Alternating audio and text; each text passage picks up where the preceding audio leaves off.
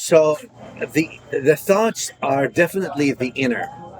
The words and actions are the outer.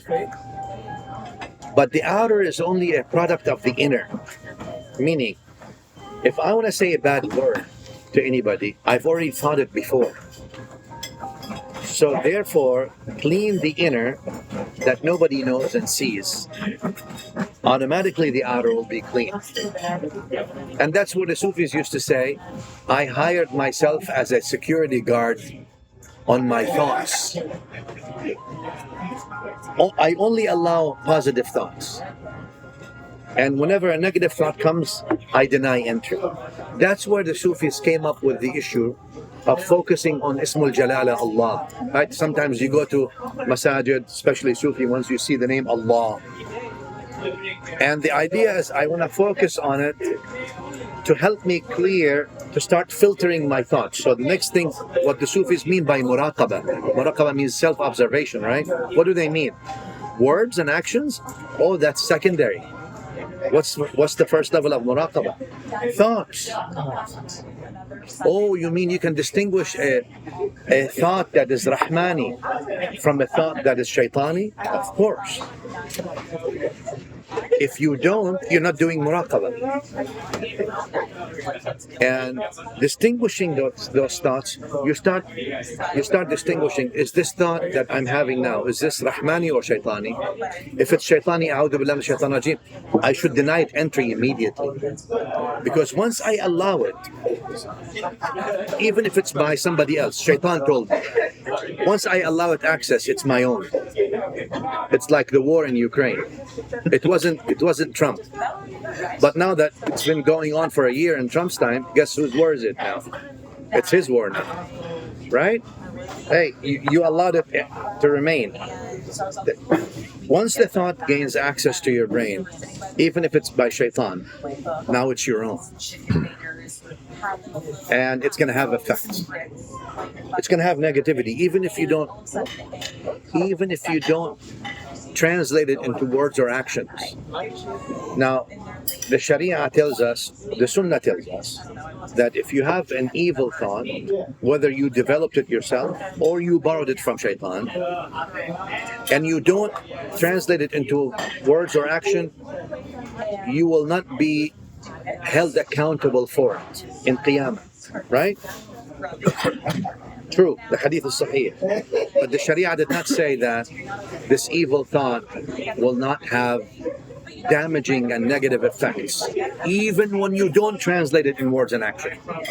In fact, the Sharia told us it will have negative effects, even if you don't translate it. And the biggest example I give you is worth qalam.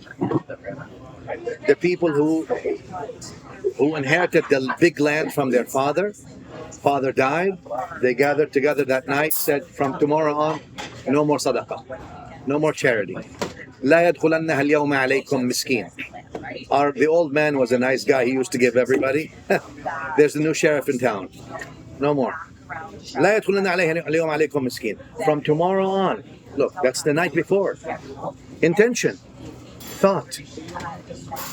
Tomorrow didn't come yet. Allah Azza wa Jal sent فَأَصْبَحَتْ كَالصَّرِيمِ, destroyed the whole thing, to the point that when they went the next morning, they thought, I think we got the wrong address, this is not our land.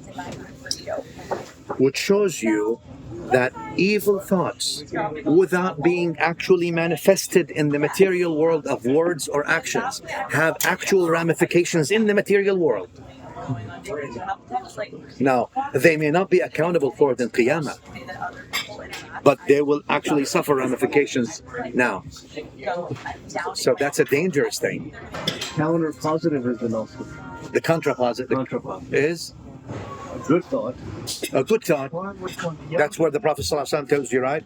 You have a good thought, even if you don't do it, you'll get rewards for Allahu Akbar. Obviously, right? So that's the danger of what people think, oh, as long as I have an evil thought and I don't translate it into words or actions, I'm good. In the sense that you will not be asked in Qiyamah about it, or you will not be charged, I shouldn't say asked, because Allah says, إن تبدوا ما في أنفسكم أو تخفوه يحاسبكم به الله. Whoa. if you translate what you hide in your heart or you don't translate it, you will be held to account. So that means hisab, it's going to be there. May Allah forgive us, Sheikh, it's a dangerous thing that I'm saying. But you will not be charged because of the hadith. So it's in your record, but guess what? You didn't translate it into words and actions, no charge. It's there, but no charge. You're forgiven, exonerated. But will it have effects in the life? Yes, it will. Will it have effect on your personality? Of course it will. Ask me, ask every sinner. Do sins have an effect on you? Of course they do, Sheikh. I mean, sometimes you see him instantaneously and Allah already tells you this for that. And sometimes I say, I hope, Ya Allah, this is for that because you are so kind. I think the rest of the ayah tells us that it's up to him. But yeah. the hadith says that if you don't do it, Yeah. you won't be held accountable. I want to emphasize it's recorded, yuhasibkum, but no charge. But does it have ramifications in the dunya? It does. Is it recorded? It is. Which is a problem. I've been looking for years where, Ya Allah, please erase them. I don't want them to be recorded, Sheikh, because we're in trouble.